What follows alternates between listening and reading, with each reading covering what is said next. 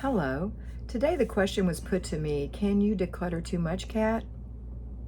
I had to think about that because you want to declutter every place in your home, every obvious place of clutter, every hidden place of clutter, on top of, behind, beneath, below, within.